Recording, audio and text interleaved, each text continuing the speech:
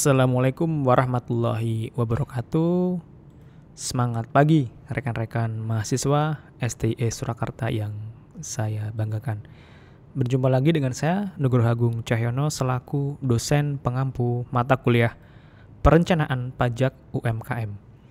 Di sesi ke-9 dari perkuliahan kita, pada sesi ini kita akan membahas terkait Tax Planning PPh pasal 21 atau 26 bagian pertama.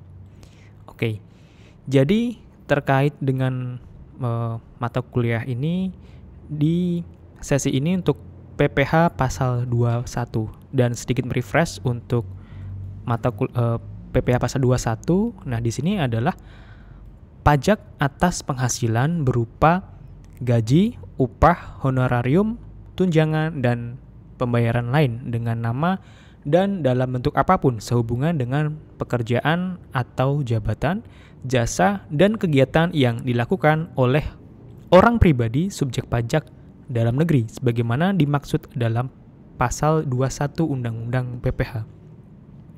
Apabila penerima penghasilan tersebut adalah WPOP sebagai SPDN atau subjek pajak dalam negeri, maka dikenai PPh pasal 21. Sedangkan jika penerima penghasilan adalah WPOP sebagai subjek pajak luar negeri selain bentuk usaha tetap atau BUT, dikenakan PPh pasal 26. Untuk kriteria pemotong PPh pasal 21 antara lain pemberi kerja yang terdiri dari orang pribadi dan badan, cabang perwakilan atau untuk dalam hal yang melakukan sebagian atau seluruh administrasi yang terkait dengan pembayaran gaji, upah, honorarium, tunjangan, dan pembayaran lain dalam cabang perwakilan atau unit tersebut. Bendahara atau pemegang kas pemerintah, termasuk bendahara atau pemegang kas pada pemerintah pusat, instansi atau lembaga pemerintah, lembaga-lembaga negara lainnya, dan KBRI di luar negeri yang membayarkan gaji, upah, honorarium, tunjangan, dan pembayaran lain. Dana pensiun, badan penyelenggara jaminan sosial tenaga kerja, dan badan-badan lain yang membayar uang pensiun dan tunjangan hari tua atau jaminan hari tua. Orang pribadi yang melakukan kegiatan usaha atau pekerjaan bebas, serta badan yang membayar honorarium, komisi, fee, atas jasa atau kegiatan yang dilakukan oleh orang pribadi dengan status SPDN, SPLN, peserta kegiatan pelatihan magang. Penyelenggara kegiatan termasuk badan pemerintah, organisasi yang bersifat nasional dan internasional, perkumpulan, orang pribadi atas honorarium, hadiah, atau penghargaan dalam bentuk apapun kepada wajib pajak orang pribadi dalam negeri berkaitan dengan kegiatan. Sementara untuk subjek pemotongan PPh pasal 21 atau 26 di sini meliputi pegawai, penerima uang pesangon pensiun atau manfaat pensiun, tunjangan hari tua atau jaminan termasuk ahli warisnya.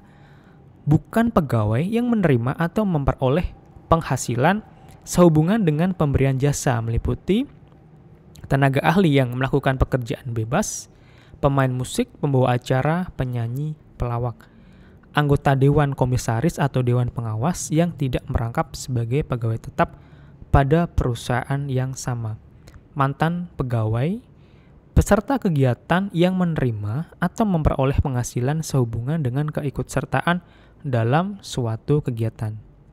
Untuk objek PPh pasal 21 meliputi pertama, penghasilan yang dipotong PPh pasal 21 dan atau PPh pasal 26 sesuai per 16 tahun 2016 yang meliputi penghasilan yang diterima atau diperoleh pegawai tetap baik berupa penghasilan yang bersifat teratur maupun tidak teratur.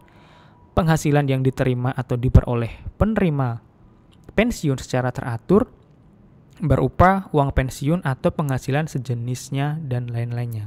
Yang kedua, penghasilan yang dipotong PPh pasal 21 dan atau PPh pasal 26 termasuk penerimaan dalam bentuk natura dan atau nikmatan lainnya dengan nama dan dalam bentuk apapun yang diberikan oleh wajib pajak yang dikenakan PPh yang bersifat final, wajib pajak yang dikenakan PPh berdasarkan norma penghitungan khusus.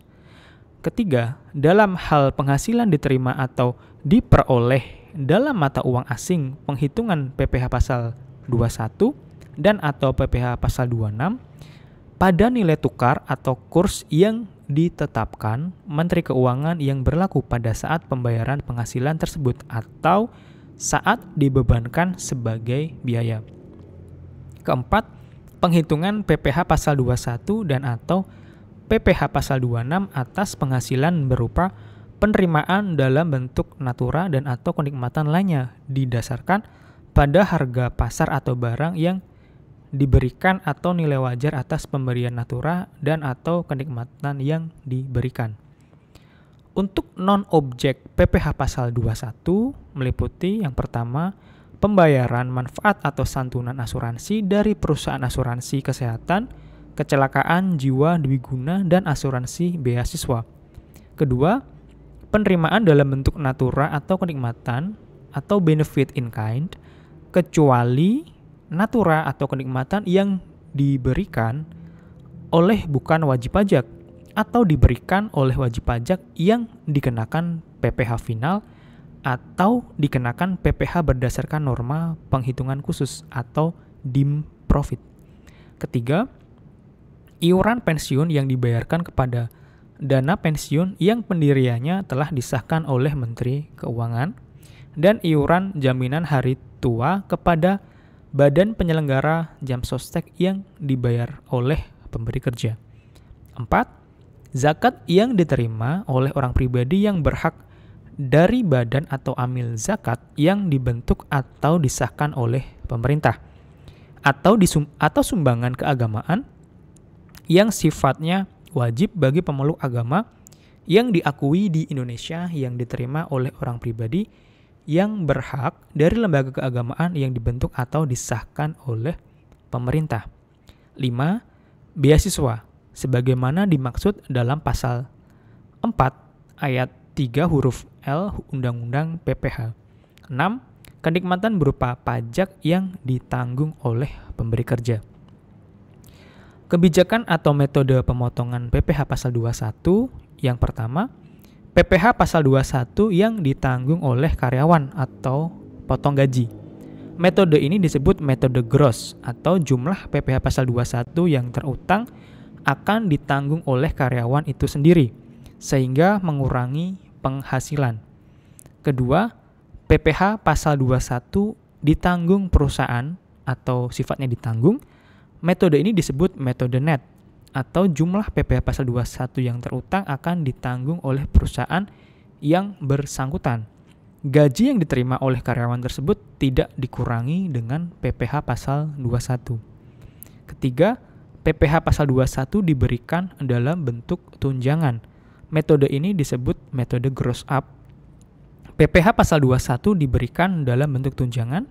Jumlah tunjangan tersebut akan menambah penghasilan karyawan dan dikenai PPh pasal 21. Tunjangan pajak sama dengan jumlah PPh pasal 21 terutang untuk masing-masing karyawan. Dan demikian yang dapat saya sampaikan pada sesi ke-9 ini terkait tax planning PPh pasal 21 atau 26 bagian pertama. Semoga dapat dipahami oleh rekan-rekan sekalian dan sekiranya ada hal yang ingin didiskusikan, silakan disampaikan baik itu lewat pada saat pertemuan di kelas ataupun lewat forum diskusi di Google Classroom. Demikian yang dapat saya sampaikan. Terima kasih dan sehat selalu. Wassalamualaikum warahmatullahi wabarakatuh.